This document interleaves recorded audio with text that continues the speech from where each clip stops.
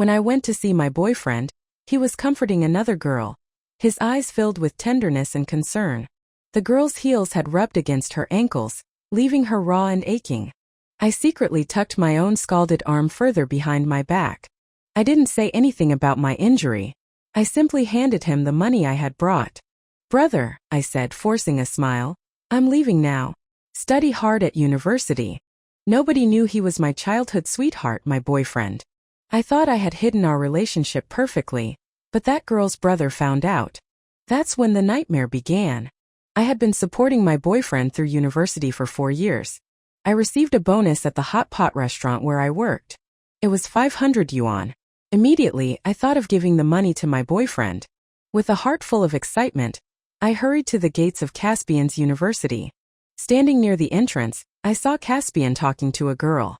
The girl was crouched down, her hair obscuring her face, revealing only the pale skin of her neck above her black stockings. Caspian was leaning over, murmuring words of comfort to her. His eyes held a depth of tenderness and soft affection I had never seen directed at me. In that moment I hesitated, frozen in place. The gentle warmth and care that Caspian had never shown me, this stranger girl received so effortlessly. Looking at the girl's elegant high heels and the fine fabric of her dress, a wave of self-consciousness washed over me. I instinctively wanted to turn and flee, but Caspian's gaze suddenly cut through the crowd and landed on me. He moved his lips, seeming to say something, but the words were lost in the bustling campus sounds. Clutching the money, I started to back away, but Caspian strode purposefully towards me. He reached out and gently grasped my wrist. An awkward grimace twisted my lips as I forced a strained smile. "I'm sorry to interrupt." Her heel was rubbed raw. "It hurts a lot." "I was just comforting her, that's all," Caspian said, looking directly into my eyes, his voice deliberate and clear. The girl stood up and came to stand beside him. He was handsome and coolly distant, she was soft and refined. They looked like a perfect destined pair. I furtively hid my scalded arm behind my back again, extending my other hand to give Caspian the money. I smiled. "Brother, I brought you the money. I'll go now. You too. Have a good time." Calling him brother wasn't unusual. I was small and slender, often mistaken for younger than I was, making me appear quite genuinely like his younger sister. With those words out, I turned and fled, my heart pounding. Nobody knew he was my boyfriend, my childhood friend. I didn't even have the courage to claim him as mine. Caspian was my childhood friend. We grew up together in Clear River Village. We were country kids, spending our youth helping our families work the fields, shucking corn, digging yams. I was quick and efficient at farm work. Caspian wasn't. He was thin, his face always held a pale, almost sickly cast. The sun never seemed to darken his skin. Caspian and his family were different from the other villagers. His mother was a university student who had followed his father for love. Their family was well known, mainly because Caspian's father was exceptionally devoted to his mother, even rumored to wash her underclothes, a scandalous sign of weakness in the village's eyes. Many women in the village resented his mother, calling her manipulative and saying she knew how to beguile men. When we were small, while I was wrestling with corn husks, he would stand in the shade, engrossed in a book. "What are you reading?" I'd ask. He'd glance at me disdainfully. "You wouldn't understand." He was right, I didn't understand books. I understood how to work fast. After finishing my family's chores, I'd often go help his family, as they only had one working adult. Neither Caspian nor his mother lifted a finger in the fields. It was only because of this that Caspian would occasionally speak to me in a gentle voice. Even then, all the other girls in the village had crushes on him, and the village girls' cliques could be fierce. Because Caspian and I were neighbors and spent time together, a group of girls, some smoking, others wearing bright-colored contact lenses, cornered me in an alley. The leader, a girl with a mushroom cut and taped double eyelids, stepped forward and slapped me across the face. "I'm after Caspian. Stay away from him." I wasn't scared. It was 5 against 1, but I fought back tooth and nail, getting bruised and bloody but refusing to back down. "You like him so much, why don't you help him with farm work?" I thought defiantly. I wouldn't back away from Caspian. I liked him. After the fight, my lip was split open and my clothes were torn. When I got back, Caspian saw my injuries, the ripped collar of my shirt. He knew I'd been beaten. Even then, a young Caspian spoke with a note of outrage. "People who haven't had an education have no class. I wasn't sure if that insult included me. After all, I was in middle school, barely passing my exams. He frowned, then went to fetch iodine. He was surprisingly gentle, carefully applying the antiseptic to my wounds with a cotton swab. His face was close to mine. I could see the fine downy hairs on his skin, feel his warm breath. My face flushed instantly, my mind a complete blank. When Caspian was in high school, his father was killed in a traffic accident while riding his electric bike to buy medicine. Everyone in the village whispered that Caspian's mother had brought bad luck upon him, that his simple cold wasn't worth needing medicine, and that she was responsible for his death. The village women, many of whom envied Caspian's mother for her beauty and intelligence, hated her. Later, they started spreading rumors that she was seducing men to support Caspian's education, throwing buckets of human waste at their door, claiming she was 100 yuan a night. By the time Caspian was accepted into university, his mother drowned herself in the river. Her bloated body floated in the water. With both parents gone, Caspian was facing university enrollment. I saw him standing silently before his parents' bodies, clutching the thin envelope from the post office that held his acceptance letter. He wasn't crying, but his face was a mask of calm despair. No one from the village came to his mother's funeral. I saw his fists clenched tightly at his sides, his knuckles white. That night, I climbed over the fence into Caspian's yard. I asked him, "When are you going to university?" His voice was flat and cold. "Not enough money for tuition." "What did the village elder say?" "He said there are poverty grants at the university, that I should figure it out myself," Caspian replied, his gaze lowered, his voice thick with suppressed emotion. I knew why. The village was afraid. They had effectively hounded his mother to her death, and they feared that if Caspian became educated and powerful, he would seek revenge. I pulled a small cloth bag from my pocket. "Caspian," I said, my voice trembling, "I want to go to university with you." Inside the bag was 20,000 yuan, money I had stolen from my own family's meager savings.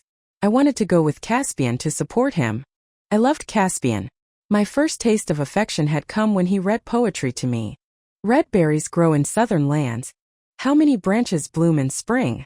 Gather all you wish, my friend, for this is the heart's most cherished thing. Caspian's voice was beautiful, warm and resonant. Our teacher had covered that poem in class, but I'd been half asleep. Hearing Caspian read it, the words lodged deep in my heart. Red beans symbolized longing. I braided a red string, threaded a red bean seed onto it, and slipped it into Caspian's school bag. I knew with absolute certainty that I loved Caspian. Caspian's eyes flickered with a mixture of complex emotions and gratitude. He weighed his options. Owing a debt of gratitude to just me was far better than being indebted to the entire village. And so, Caspian took me with him. He went to university and I found work at a hot pot restaurant near the campus. At first, Caspian was reluctant to live in a rented room with me. He stayed in the dormitory while I found a tiny room, less than 20 square meters, for 200 yuan a month. From the bed, a single step took me to the bathroom. Later, Caspian was mocked in his dormitory. He overheard the others laughing about his fake shoes. Humiliated and angry, he decided to move out and live with me. I quickly found a new place, a one-bedroom apartment costing 700 yuan a month. Caspian would come over after classes and study in the bedroom. I knew studying was demanding, so I made sure he always had milk and fruit. Caspian ate at the university cafeteria. My restaurant provided meals for the staff, usually just rice with cabbage, vermicelli, and tofu. I was a simple person, but I still craved better food. At night, as I cleaned up, I'd look at the leftover fish balls and fish tofu in the hot pot broth. Items customers had cooked but didn't finish. After a long internal debate, I would scoop out the fish tofu and mix it with my rice. I remember sitting on the back steps of the restaurant that night, eating from the bowl and crying. It felt shameful, eating someone else's leftovers, like a dog. But it was delicious. So delicious my eyes couldn't help but close slightly in pleasure. Fish tofu, fish balls. They were so good. My boss must have known I was eating leftovers, but he never said anything. He saw I was a poor girl, 21 years old, with no education, only 5 feet 3 inches tall, and so then I weighed barely 80 pounds, looking more like a high schooler. He'd sometimes give me leftover dishes, but I never took them home. I knew Caspian would find it distasteful. Deep down, Caspian held a degree of disdain for my life. I'd overhear university couples talking about attending classes together, but Caspian never let me go with him. He never introduced me to his classmates. Perhaps I was foolish to dwell on it. I loved Caspian. Whether he loved me back didn't seem to matter, as long as I was by his side. I accepted this life, sweet or bitter. I thought these simple days would continue, that Caspian would keep his promise to marry me after graduation. But in his senior year, he met a junior student. That girl Isolde changed all our destinies. Isolde was the girl I saw with Caspian at the university gates that day. When Caspian returned home, he told me he had nothing going on with that girl. He admitted her name was Isolde, and she was indeed pursuing him, but he hadn't agreed to anything. Today she had cornered him again, twisted her ankle, and he had felt pity for her. He was a young man, just starting his university life, facing the enthusiastic pursuit of a vivacious, wealthy girl. He couldn't help but be affected. So, he had offered her a few words of comfort. I didn't say anything. My hands kept moving, wrapping dumplings one after another. Soon a whole tray was filled. "You've made too many dumplings. We can't eat all of these," Caspian pointed out gently. Still I said nothing, my hands working mechanically. My mind felt empty, only my hands seemed to function. Suddenly, Caspian pulled me into a tight embrace. His head rested on mine, and a wave of warmth and tenderness seemed to envelop me. His voice was soft, almost a whisper. "I'm sorry, Lyra. I'm so sorry. I love you. I haven't wavered," he said, his tone firm as if trying to convince me. Or perhaps trying to convince himself. How could he not waver? Isolde was so beautiful, so intelligent. I was just a village girl who had followed him.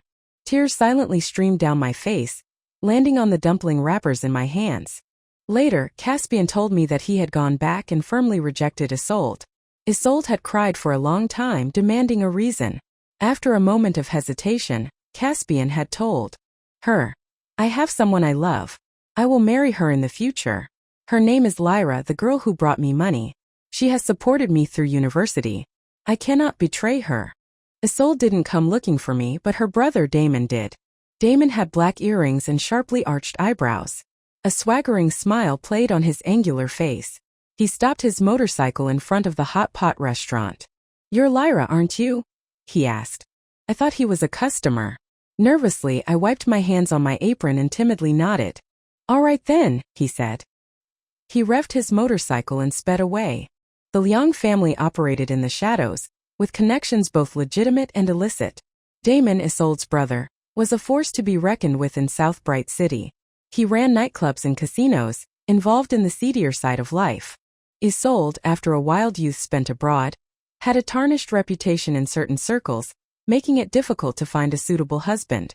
She had set her sights on the seemingly impoverished but promising Caspian, hoping to marry him and clean up her image. When Isolde mentioned Caspian and my name in passing, Damon, a dominant figure in the city, decided to make an example of me. After identifying me, he began to make trouble. At first it was just at the hot pot restaurant. He'd arrive with a group of his men, demand service, and generally treat me with contempt. I knew he was someone powerful, someone I couldn't afford to offend. I tried to be humble and accommodating. As I was bringing over a pitcher of lemonade, someone suddenly tripped me. I lost my grip, and the lemonade splashed all over Damon's bag. Damon exploded. He stood up, a sneer on his lips, and yelled, "What do you think you're doing, waitress?" His men immediately stood up, slamming their bowls and chopsticks onto the table. A bowl fell into a hot pot, sending boiling water splashing onto my face. I cried out and instinctively covered my face. My skin stung with a fiery pain, but I didn't dare leave. I just bent over, repeatedly apologizing. Damon claimed his bag cost 100,000 yuan and demanded I compensate him. I couldn't possibly afford that. And I couldn't lose this job. Caspian wanted to attend a summer camp. He needed money. As Damon left, he gave me a hooked smile, like a fishing hook tearing flesh, leaving a bleeding wound. But it wasn't over. Damon wanted to break me, and he wouldn't stop so easily. He came to the restaurant a second and a third time. The second time I was taking out the trash. He pushed me into the dumpster, knocking it over and covering me in garbage. I couldn't go home smelling like that, afraid Caspian would notice. I pretended to have fallen into a lake. Caspian saw me covered in mud and asked what happened. I shook my head and said I was fine. He didn't press it, returning his attention to writing his thesis. Caspian, I asked, my voice small, will you marry me when you graduate? Of course, he said without looking up. Yes, I will. The third time Damon dragged me to an abandoned factory. He looked down at me. Can you pay me back?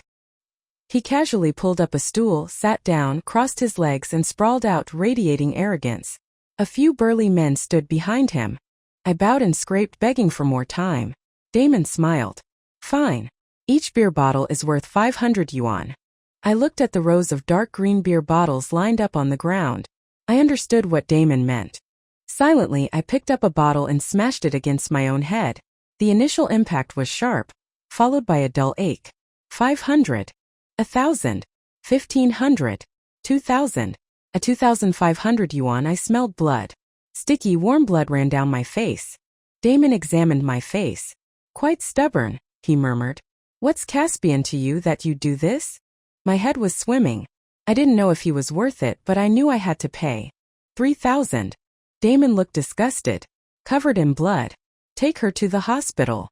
I endured Damon's torments and humiliations. Eventually, he found new distractions and wasn't constantly focused on me. He would only occasionally, when he was bored, remember me and torment me again. You still owe me 97,000, he'd say. As he said it, he'd squeeze my cheek hard. So thin. Caspian doesn't feed you well, he added casually before riding off on his motorcycle, looking utterly carefree. I counted the days. As long as Caspian graduated, Caspian said he would marry me.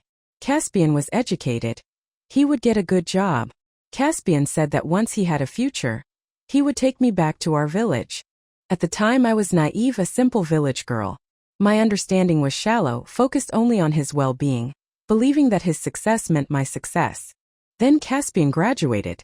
I didn't dare go to his graduation ceremony at the university. Seeing all those beautiful, sophisticated people, I was terrified and wanted to run. Caspian likely felt embarrassed by me. He never suggested I visit him at school, and I understood. I was understanding. I didn't want to cause him trouble. I watched through the wire fence of the sports field as he threw his graduation cap high into the air. Isolde, that girl, retrieved his cap. They looked so happy, talking and laughing together, radiant under the afternoon sun. I knew then that Caspian was a liar. He had said he wouldn't keep in touch with Isolde, but he couldn't resist the allure of a lively, well-connected, wealthy young woman. Caspian was a liar. I turned and walked away. I went to pack up everything in the rented room. In truth, I own very little. After 4 years of living near Caspian's university, I had only a few clothes, a sweater with pills, faded jeans I still wore. My canvas bag held just a few garments, a toothbrush and a plastic cup, and a small jar of face cream Caspian had bought me. He'd said it was for the winter, to soothe my cracked hands. Caspian was a bastard. I needed to go home. But I never made it home. I was caught on the road by Damon, who was riding his motorcycle. He was in a bad mood that day. Isolde had told him she'd confessed her love to Caspian again after graduation and was rejected. She claimed Caspian was being foolish and she absolutely had to marry him. Isolde also claimed she had lost her ability to have children, and no one else in her circle would have her. Caspian, having passed the National Civil Service exam, had a brilliant future. She needed to marry him immediately. Damon had found Caspian. The young man had shown unexpected backbone, clutching a red string and refusing to give in and agree to marry Isolde. Damon, tired of trying to reason with him, his temper flaring, he was born into a chaotic life, had ordered his men to beat Caspian. Isolde had waited outside during the beating, then rushed in afterward, sobbing and holding Caspian, accusing Damon of cruelty.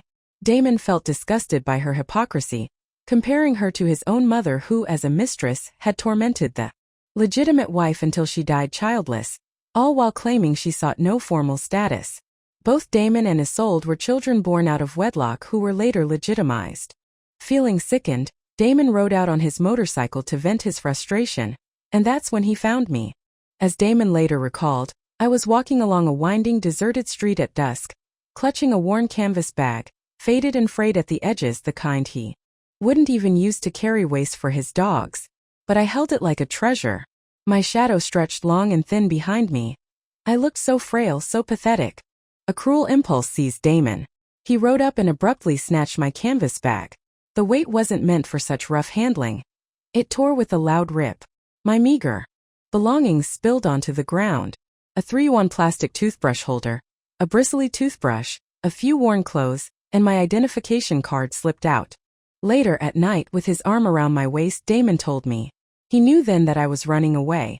He wondered how someone could be so utterly foolish. Supporting a man for 4 years, then leaving without asking for anything, wanting nothing. Other women demanded status, money, power, luxury villas and cars. He had plenty of beautiful women in his orbit. I was hardly the most striking, but those women wanted everything. Yet here I was, with a face that could turn heads, spending 4 years working as a waitress, wanting nothing. So foolish. Damon clicked a lighter and lit a cigarette. In the fading light and the glow of the flame, his eyes looked strangely desolate. He pressed close to me. Lyra, don't go. Stay and play with me. I wanted to ignore him, but he leaned down, picked up my ID card and said softly, Lyra, your father is called Gu Chang, and your mother is called Wang Xiaofang, right? His words chilled me to the bone. Your village is Nanying too. He kept the cigarette between his lips, his eyes full of mocking amusement. Trembling, I climbed onto the back of his motorcycle. Damon let out a loud, unrestrained laugh. He put on his helmet, and the wind whipped my clothes around me as we sped away. Damon took me to his casino. He drank heavily, and when he was drunk, he'd hold me and sing bawdy songs. I was terrified and anxious, my hands tightly gripping my jeans. The people around us didn't dare ask anything. Everyone could see that Boss Liang was in a strange mood. Who would dare ask where he found the innocent-looking girl he was holding, who looked like a student? When Damon finished drinking, he chased everyone else out.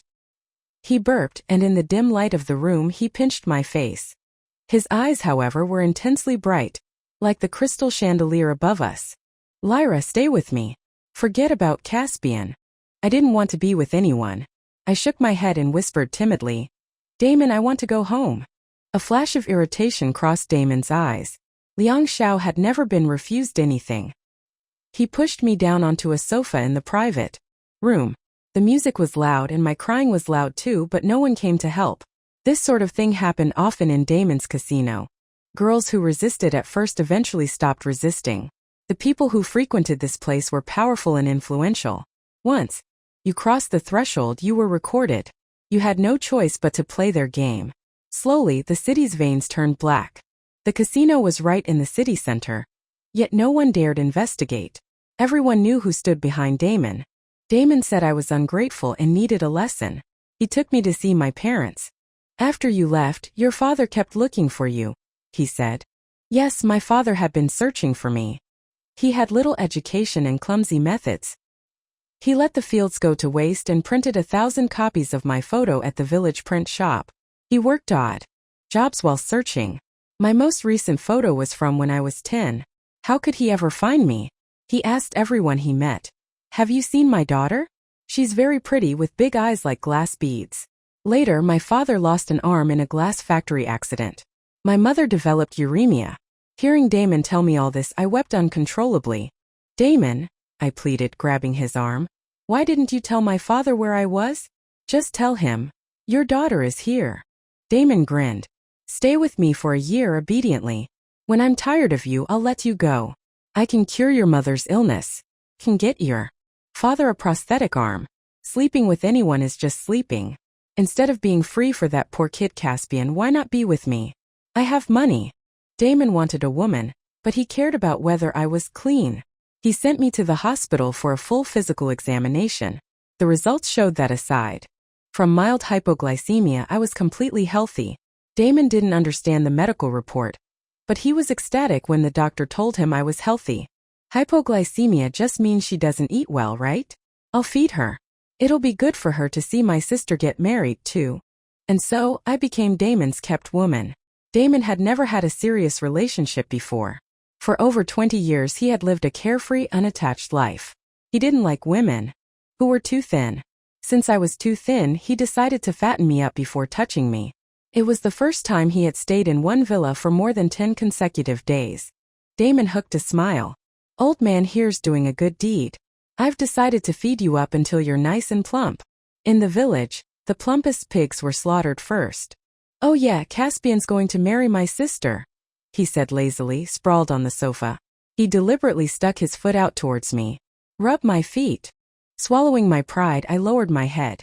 Damon's feet were pale and slender, with prominent bones unlike my own, which were covered in calluses. I had no idea how to massage feet. He giggled when I tickled him, then suddenly pulled me towards him and threw me onto the bed. Damon showered me with good food and drinks. He asked me what my favorite food was. When I was a child, I loved eating river snails. Damon's eyes widened. "Idiot. River snails are full of parasites. If you eat them, the worms will crawl into your brain." I shivered, terrified. Then I asked, "What about fish balls?" Damon slapped his thigh, laughing so hard he almost choked. I was confused.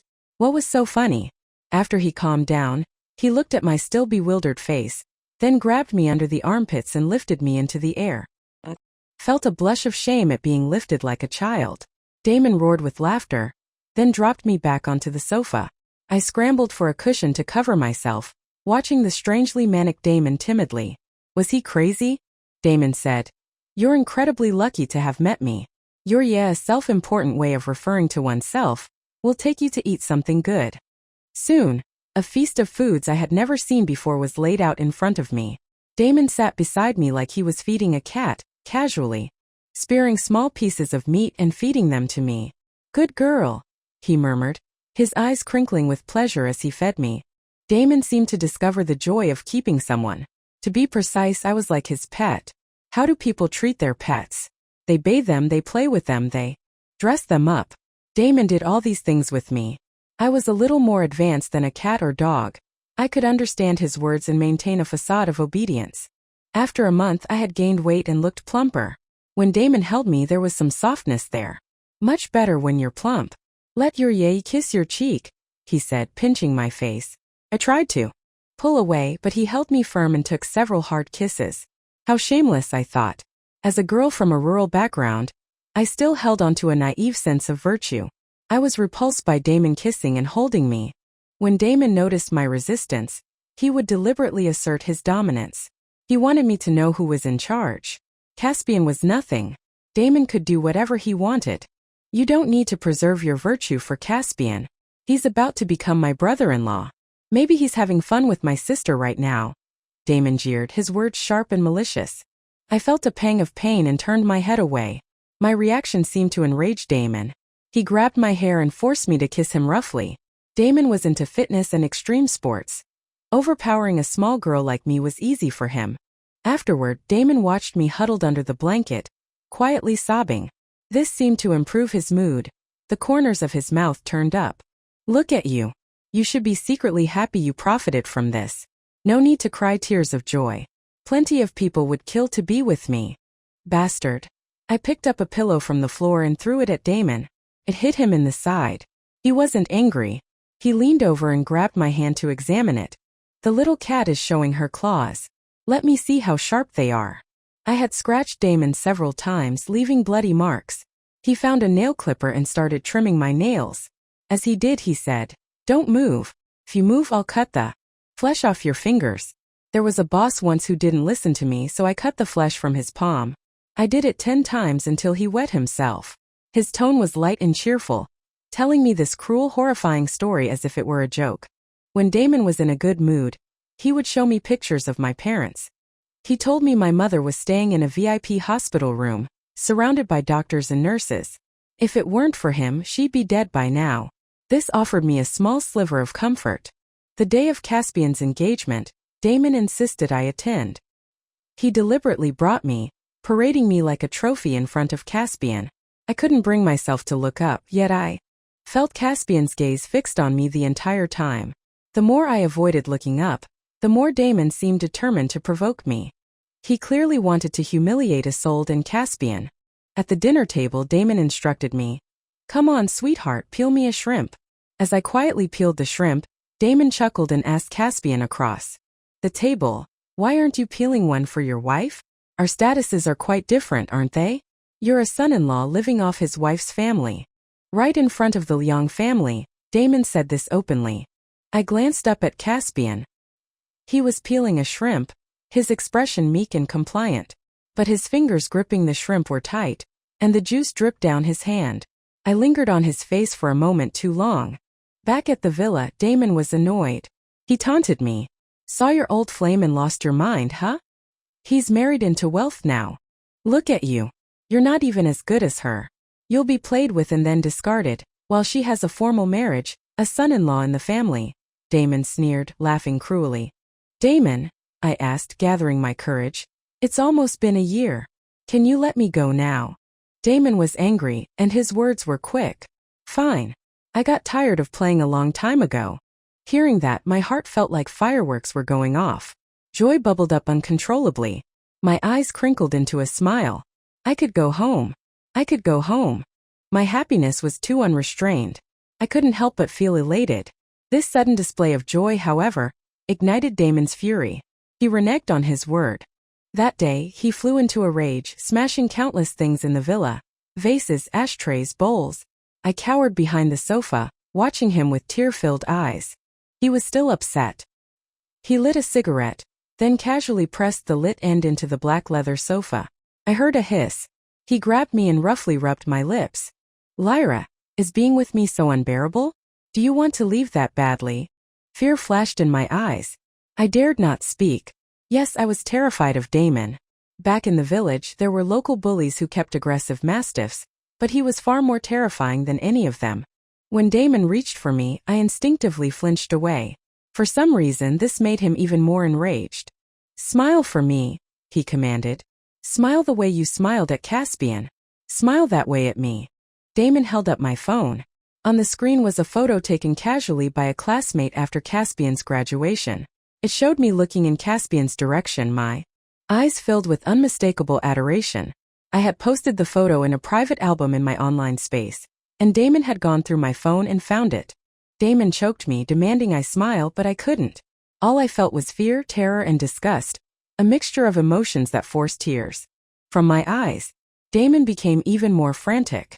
He kicked the sofa I was hiding behind with vicious force, his face contorted with hatred. Then he said, I've changed my mind, Lyra. We'll add another year. I couldn't accept it. I cried and protested, begging to go home. Damon decided to teach me a lesson. He took me to the casino. Lyra, he said, beg me. Plead with me. I knew what Damon wanted. If I begged him, he would take me back to the villa and treat me better. But I wouldn't beg him. I bit back my tears and refused. Damon grew agitated. His face darkened, becoming terrifying. His voice turned cold and menacing. Lyra, you either beg me or you go to room 301. You don't want to serve me? Fine. You can serve that fat pig instead, Damon said, blatant threat in his eyes. I said I wouldn't go. Damon sneered. You won't go? Then I'll chop off your father's hand. Damon walked over to me, crouching down to my level. He lowered his voice. Unless you hold me and beg me to stay. I didn't move. The air around Damon grew more volatile, more violent. He glared at me. What are you thinking? If you won't beg me, are you planning to beg Caspian instead? I'll beg Caspian. I forced the words out of my throat. This made Damon's face even darker. He let out a cold laugh and threw his phone at me. If he comes to get you, I'll let you go. I picked up the phone as if it were a lifeline. The moment I dialed the number, I managed to say Brother Qingzhou, before Caspian's cool voice cut through from the other end. Lyra, I'm helping Isolde choose wedding dresses. Let's talk another time. The call abruptly ended. Hearing the mechanical dial tone, I felt like a condemned prisoner, my body turning cold. Numbly, I raised my head and heard Damon's loud, unrestrained laughter. Even though he was laughing, he shielded his face with his hand. Slowly, Damon lowered his hand and I saw his eyes. They were filled with a complex mix of pain, anger, sadness, and hatred. Lyra, you would rather beg Caspian, beg the man who abandoned you, than say one soft word to me. You call him Caspian. Why have you never called me Brother Damon? Damon's eyes were bloodshot. Finally, he said, Lyra, I've been too good to you. You don't even know who I am anymore. I knew who Damon was. Damon was the biggest shadow hanging over South Bright City, manipulating many people. The man in room 301 was called Zhang Wei. Damon called him Brother Zhang, a mysterious, powerful figure in the city. Damon didn't send me to room 301, but he made sure I knew who went in my place. It was a young girl who had just graduated from a technical school, speaking with a heavy village accent, believing she was interviewing for a high-paying, easy job as a casino dealer. Damon showed me the security footage. I saw the girl, huddled against the wall like a cornered cat, staring in terror at the man across from her. The man, wearing a pig's head mask, slowly walked towards her. Damon said, "Look carefully, Lyra. If I weren't fond of you, that would be you." Watching the girl screaming on the screen, my head buzzed. "I'll take her place," I stammered, my lips trembling. "Let her go." Damon gripped my chin, his smile twisted. "You know I can't bear to hurt you, but I also need you to understand that I, Damon Leong, am not someone to be easily crossed. Stay by my side willingly, or your parents will be the next ones on that screen." Damon watched the monitor, then once again forced himself upon me on the sofa. Stripped of his pretense of kindness, I finally understood. Damon was no benevolent figure. After room 301 was opened and Zhang Wei left, Damon let me glance inside. The room was a mess. The young girl was huddled in the corner, covering her thin body with a blanket. She was still crying, her voice hoarse. Damon had many girls like her under his control. The disobedient ones were forced to serve more clients. Under the pressure of heavy money and beatings, they all eventually complied. They had all come hoping for simple, well-paying jobs: dealers, KTV hostesses, hotel staff. They came with those dreams, only to be forced into prostitution. Damon didn't see himself as wrong. He sneered. Would good girls look for jobs like this? No education, but they want to make money. That wasn't true. None of those girls initially intended to become sex workers. Damon was a monster. I wasn't the first person Damon had ruined, and I wouldn't be the last. Damon controlled my parents now. I couldn't leave, but I constantly yearned to escape. After seeing that young girl, my goal shifted. I wanted Damon brought to justice. I considered writing a letter of denunciation, but when I mailed it, it somehow ended up back in Damon's hands. He held the thin letter up to me. "Lyra, put away your schemes. I call the shots in South Bright City." Damon assigned someone to follow me. It was the girl from room 301. After her breakdown, she became compliant, sweet-talking and pretty, entertaining people in the casino. Damon sent her to serve me, which was also to supervise me. Her name was Fern. Fern attended to me diligently, and she seemed to idolize me. "Sister Lyra," she'd whisper to me, "you're so lucky. You only have to sleep with Brother Damon. He's so handsome, I do it for free." I didn't say anything, but she was talkative. Fern said she used to have a boyfriend who was also very handsome, but he started using drugs and needed a lot of money. She had no choice. She just wanted to earn enough to support him. She kept her current situation secret from him. When Fern spoke of her boyfriend, her eyes would light up. "He says he's clean now," she'd say, her face full of longing, "and he's saving up to open a repair shop. Then he'll come and marry me. Brother Damon said if I work hard and behave, he'll let me go," Fern added hopefully. I remained silent. Damon forced me to become pregnant. When Damon was aroused, he would tell me he liked me, that he loved me. But I never believed him. I believed Fern genuinely loved her boyfriend, just as I had genuinely loved Caspian once. Love was selfless giving, finding happiness in the other person's joy. Fern reminded me of my younger self. I began to soften towards her. I'd ask about her boyfriend and offer comfort when she felt discouraged. Slowly, Fern and I grew closer. Damon was shrewd. He knew I wouldn't run because I sympathized with Fern. If I escaped, he would torment her. He had found another way to keep me tethered. Damon said I was always too soft-hearted towards others. He wished I could be a little soft-hearted towards him. "I still owe you over 90,000, I retorted with a cold smile. Damon casually picked up a bottle of wine from the bar counter and pushed it into my hand. Hit me over the head with it. I didn't move. He took my hand and brutally smashed the bottle against his own head. The dark red wine ran down his face. He licked his lips and smiled at me. "Lyra, there are over 200 bottles in the wine cabinet. The cheapest are a few thousand, the expensive ones over 100,000. Hit me as much as you want until you're happy." I frantically dropped the broken glass. I lowered my head, refusing to look at him. He cupped my face in his hands. "I'm a bastard, I'm a monster, but what can I do? I just don't want you to leave." Damon kept me there by force. Bored each day, I'd occasionally let him take me to the casino. I started asking to see the surveillance footage. I'd see many people enter the casino, remembering their faces and names, and secretly writing them down in a small notebook. Caspian even appeared in the footage once. He was accompanying some important figures, humble and respectful. Damon didn't take me to Caspian's wedding, but an invitation was delivered to me anyway, not by one of Damon's men.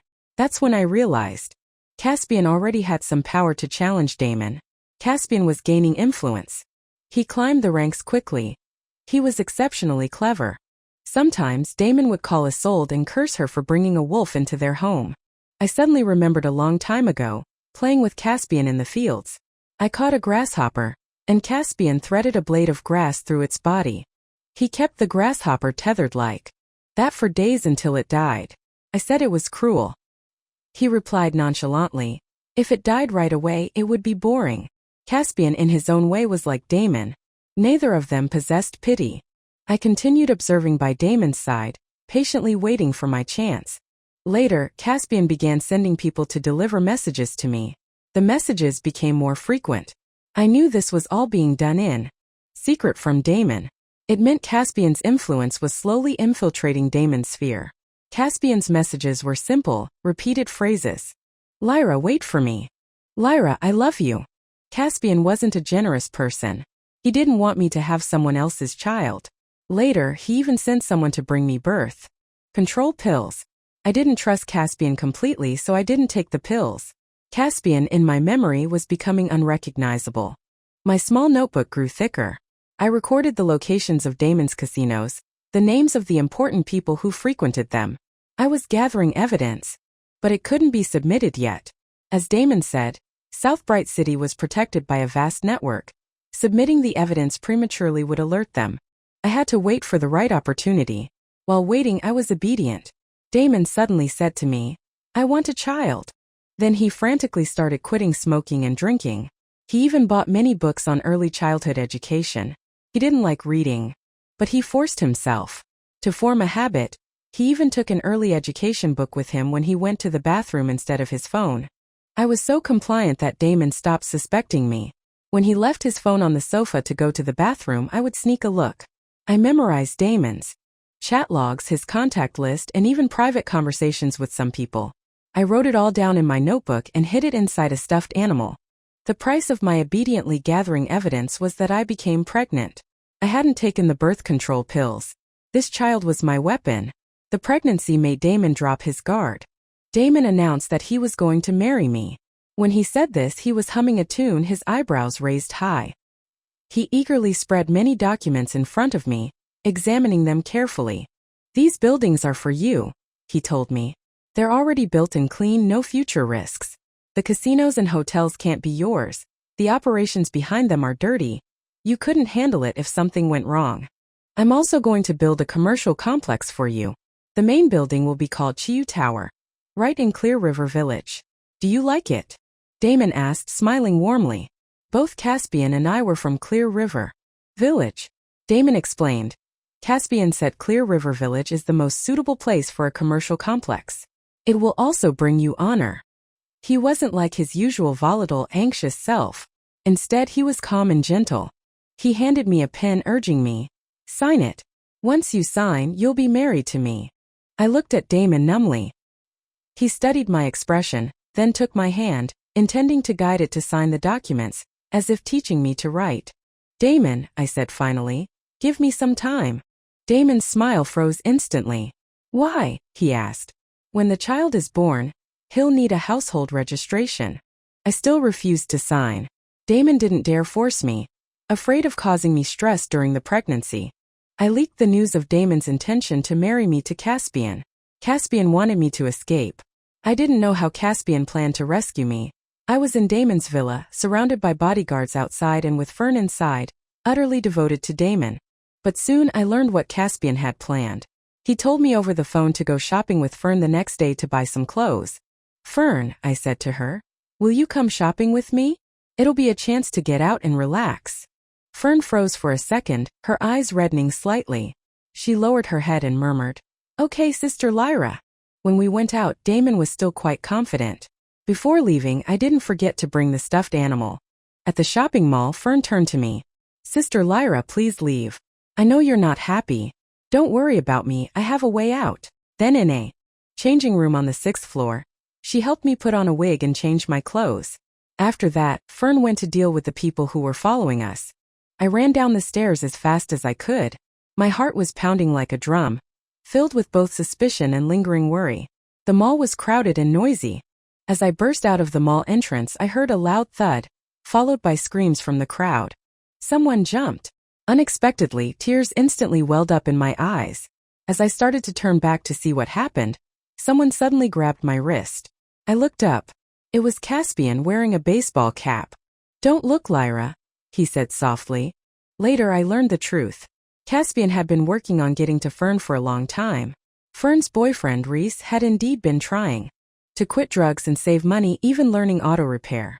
But Caspian had sent people to deliberately lure Reese back into drug use. Someone who relapses finds it incredibly difficult to quit again.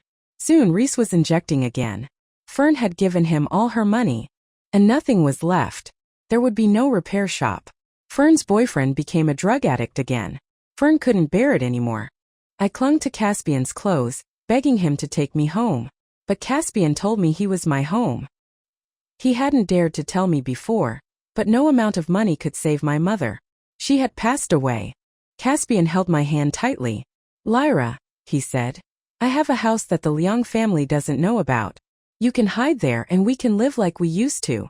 Caspian wanted to hide me away and keep me as his mistress. He still couldn't be seen with me often, afraid Damon would become suspicious. Caspian gave me a mobile phone. I acted completely dependent on Caspian, and our shared history meant he never doubted me. Caspian kept explaining his actions. He said he always wanted to rescue me, but he couldn't have a normal life with me after saving me back then. He hadn't obtained enough evidence against the Liang family yet. He couldn't afford to openly confront Damon. He could only pretend to cooperate. He told me to wait a little longer, just a little more time. He would completely devour the Liang family. Caspian spoke subtly, but I understood his meaning. He planned to use the Liang family's demolition project as a pretext to violently seize the land. In Clear River Village, seeking revenge for his mother's death. Damon had wanted to build a commercial complex there as part of my wedding dowry. Damon had once held me and said, "In my world, if you don't have money, people will look down on you. I'll prepare a dowry for you. I'll create a false identity for you. I'll let you marry into the Liang family with fanfare." Both men had colluded on this project. But the project went wrong. A person died during the violent demolition process. That person was the village elder's son.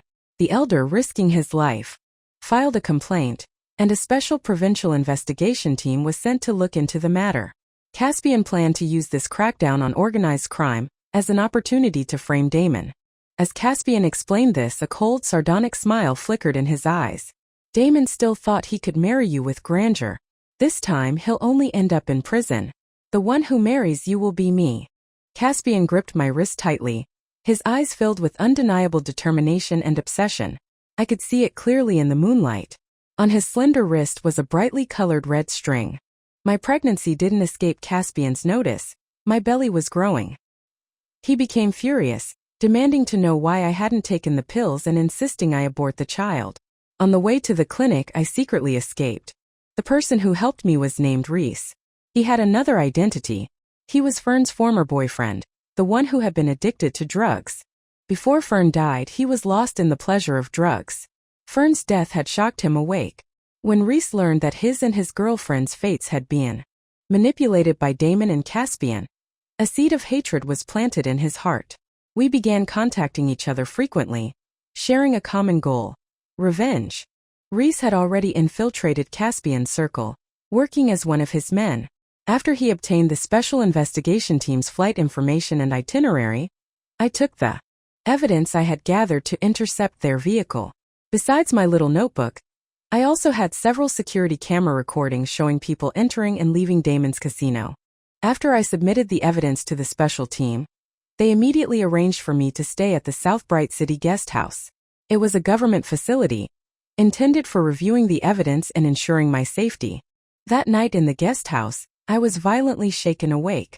I looked up. It was Caspian. On the surface, he was a government official. I hadn't seen him in a while. Caspian had grown much thinner, his face gaunt. He gripped my wrist looking like a ghost. The Liang family has fallen. Damon is being hunted. He's looking for you. I was about to speak, but Caspian's handkerchief was pressed over my mouth and nose. My consciousness quickly faded. When I awoke from unconsciousness, I felt the sea air. I was on a beach. Caspian was holding my hand, looking towards a ship approaching the shore. Lyra, we'll get on this ship and go abroad. I've transferred some money overseas. We can live a peaceful life there, he said, his voice heavy, his eyes tired. Zhang Wei was arrested tonight. He'll definitely betray me. Damon wants to kill me now, too. I absolutely cannot stay in the country. We'll go together. Caspian clung to my wrist, his obsession evident. He wanted to drag me with him even into hell. I pulled my hand away, refusing. Caspian's eyes deepened, becoming cold and sinister. Do you know how much I gave up for you? He accused, his voice full of reproach. When you escaped from me, how many people wanted to kill you? If it weren't for my protection, could you have possibly delivered that evidence to the special team? I suddenly realized Caspian knew I had submitted the evidence. That meant the evidence had been swapped by Caspian. He had destroyed all the evidence harmful to himself, whether it was the names in my notebook or the recordings. His mind was meticulously calculating. That's why he could freely enter and leave the government guest house. If Zhang Wei hadn't been caught, Caspian would have been completely safe. He could have continued his climb up the official ladder, dragging me into his personal hell. A chill ran through me until the ship docked before me, its horn letting out a deafening blast. I saw the huge blue and white ship and the metallic gleam of the English letters spelling its name on the stern. K. Caspian was still trying to pull me onto the ship. I'm not getting on, I said, my lips trembling. Caspian lost patience. He intended to force me. He suddenly hoisted me onto his shoulder. I bit down hard on Caspian's shoulder until I tasted blood. I struggled violently, refusing to go with him. Seeing my fierce resistance, Caspian put me down. Tears welled up in his eyes. Lyra, I know you hate me. You hate me for wavering, for getting involved with Isolde. I regret it too. How I wish I could turn back time. Can't it just be the two of us from now on? I truly love you. Please come with me. The man who was once aloof and brooding now held my fingers, weeping like a child. I wiped Caspian's tears and looked up at the deck of the ship. A tall figure emerged. I took a deep breath and looked at the man on the deck, who even now, hunted, still possessed an air of noble elegance. Damon. The moment I spoke his name, a black handgun was pressed against the back of Caspian's head. Caspian, however, didn't react. He remained stubbornly holding my hand. Damon stepped off the ship. His gaze swept over my now flat abdomen, and a playful smile touched his lips. Lyra, you're still the cruelest. The little treasure I waited so long for, you just got rid of it. But at least you had some conscience. You didn't try to run off with Caspian. Damon extended a broad hand, grasped my shoulder, and pulled me away from Caspian. Caspian tried to retrieve me but was restrained by Damon's men and pushed onto the ship. Damon, however, jumped off the ship and put his arm around my waist. We stood on the shoreline.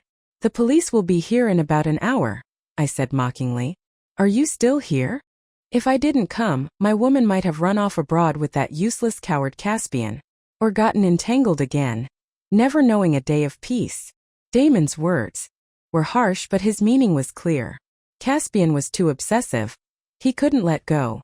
His constant entanglement would prevent me from ever starting a new life. The moment Damon finished speaking, a gunshot echoed from the ship that was already moving away. Two blurry figures were shoved overboard, hitting the sea like heavy weights before the water returned to calm. I blinked, my eyes dry and red-rimmed. The image of the young man who was once like a swift bluebird vanished in that instant. Caspian would get maybe 5 years in prison. When he got out, he'd come looking for you again. By then I'd be dead. How could I protect you? My sister said she couldn't live without him, so I sent them to be reunited. Before I die, I'll clear all the obstacles for you. His tone was calm, as if death was a trifling matter. Lyra, I lost because of you. I knew you hated me, but I didn't expect you wanted to kill me. Still, dying at the hands of the woman I love the most. That's a manly way to go. It's a shame I couldn't marry you with fanfare. I've left a lot of money for you. Find a good man and marry him. Damon's lips held a playful smile. His dark eyes looked at me, then became still. The ship had sailed away. Damon wasn't going anywhere. He stood on the twilight shore. The evening clouds cast golden light in his eyes. His gaze was gentle. I opened my mouth but couldn't say anything. I looked into Damon's eyes. The world around us seemed to fall silent. The wail of police sirens, the sound of the departing ship, the distant crowd noise. It all faded away. On the shore now, only Damon and I remained, surrounded by the police who had closed in. Suddenly, Damon's gentle expression vanished. He pressed his gun to my head and yelled wildly, "Don't come any closer, or I'll shoot." Although he threatened, his hand waved the gun erratically. It wasn't actually aimed at my temple. Damon was such a good shot, so intelligent. How could he not know how to hold a hostage? It was just a distraction. In the ensuing chaos, the special police shot the gun out of Damon's hand and pinned him to the ground. The last image I saw before they took him was Damon hooking the corner of his mouth before closing his eyes. I didn't go the day Damon was sentenced. It was death. Damon was a monster deserving of his fate. All of Damon's assets were seized, but later, someone from his network still managed to get a letter to me. The letter was written by Damon himself. He wasn't very educated, and his handwriting wasn't neat. "Lyra, I've left a lot of money in your account. Enough for you to live comfortably for the rest of your life. The money is clean, don't hesitate to use it. Think of it as my compensation to you. Don't eat river snails, they're full of parasites. Drink less cold water, eat less spicy food. Your stomach isn't good. I'm sorry I still couldn't save our mom. Couldn't find a matching kidney source. Our dad, I've transferred him to a nice rehabilitation center in Bay High. Good treatment. You don't need to think about me. It was my own foolishness wanting to keep you. Just live your life well from now on, find a good person and marry them." The letter was crumpled, marked with what looked like tear stains. There were even small black holes burned by cigarette butts. "Oh, if you think about me occasionally, that's fine too. Wish I could have walked hand in hand with you in the sunlight." The end.